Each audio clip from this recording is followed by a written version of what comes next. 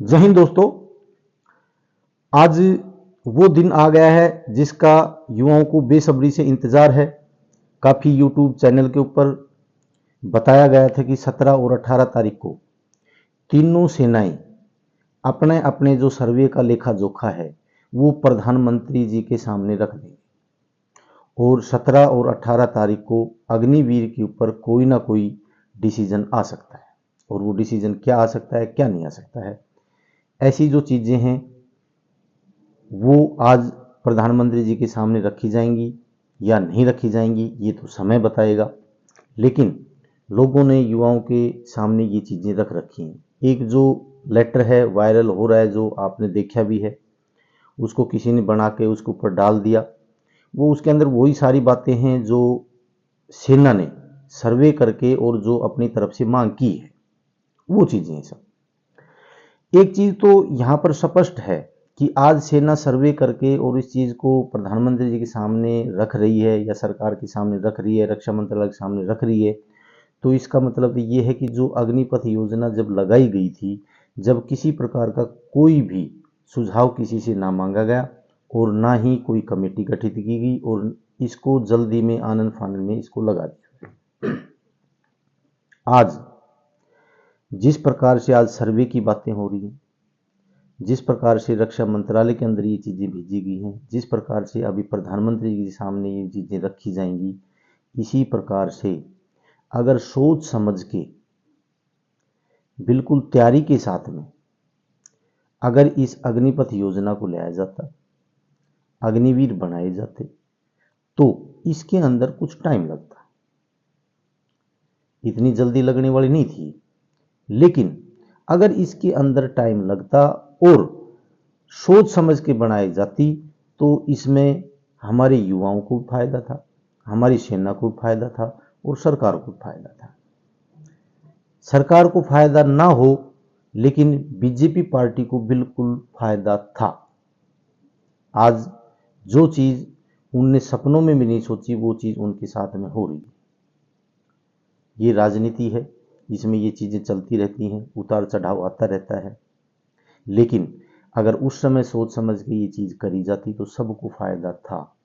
कुछ टाइम मिलता तो हमारे जो पेंडिंग एग्ज़ाम वाले हैं, इनरोलमेंट डेट वाले हैं, उनको सबको अपना हक मिल जाता। और उसके बाद में अगर इस अग्निपथ योजना को लाना था, अग्निवीरों को लाना था, तो आप 2023 में ला सकते थे।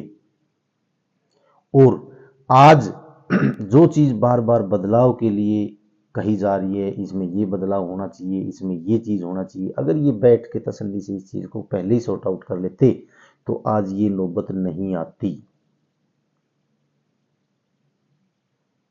और नौबत आज बीजेपी पार्टी के सामने भी ये नहीं आती।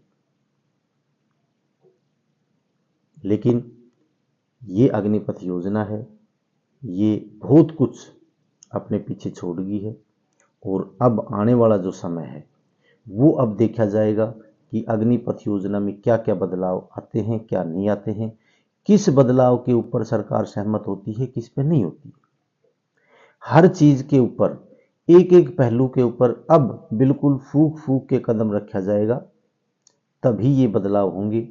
हो सकता है कि अगर जितना सेना चाह रही है कि इनको ये भी दिया जाए, इनको ये भी दिया जाए, या इनको ये जो इनका टाइम है ये बढ़ाया जाए, तो इसके अंदर सरकार भी ये देखेगी कि हमारे को कुछ फायदा है या नहीं है, कुछ पैसा बच रहा है या नहीं बच रहा है। अगर थोड़ा बहुत बच रहा है तो फिर उसको इस चीज़ के करने की बजाय वो परमानेंट ही कर देंगे इसको। उनको अगर फ़ायदा ये लगता है कि भाई परमानेंट होने में ही फ़ायदा है अभी तो वो परमानेंट भी कर सकते हैं, कोई बड़ी बात नहीं। अभी वो चीज़ें जो प्रधानमंत्री जी के सामने रखी जाएंगी, वो बात वहाँ पर जो डिस्कस होगी उसके बाद ही पता चलेगा इस चीज़ का क्या होता है, क्या नहीं होता है। बाकी अभी सभी यूट्यूब चैनलों के ऊपर सभी ने बता दिया क्या होना है, क्या नहीं होना है, सभी का उसी समय पता चलेगा। सैलरी बढ़ेगी या नहीं बढ़ेगी, बढ़े तो गी, लेकिन कितनी बढ़ेगी ये उसी समय पता चलेगा। छुट्टी बढ़ेंगी या नहीं बढ़ेंगी, बढ़ेंगी, लेकिन कितनी बढ़ेंगी ये उसी समय पता चलेगा। तो ये जो चीज़ें हैं इनको अभी जो युवा हैं वो थोड़ा सा इंतज़ार करें। थोड़ा सा इंतज़ार करें कि सरकार की तरफ से क्या बयान आते हैं, क्या नहीं आते हैं। ये थोड़े दिन पहले, 6 महीने, साल भर पहले भी ये चीज़ उठी थी कि ये 50% परमानेंट तो कर दिए जाएंगी, लेटर भी आ गया, ये भी हो गया, वो भी होगा, सारी चीज़ें होती, लेकिन आज तक ऐसा कुछ नहीं हुआ। तो अभी देखते हैं क्या होता है, क्या नहीं होता है। आप भी थोड़ा इंतज़ार करो, हम भी इंतज़ार कर रहे हैं।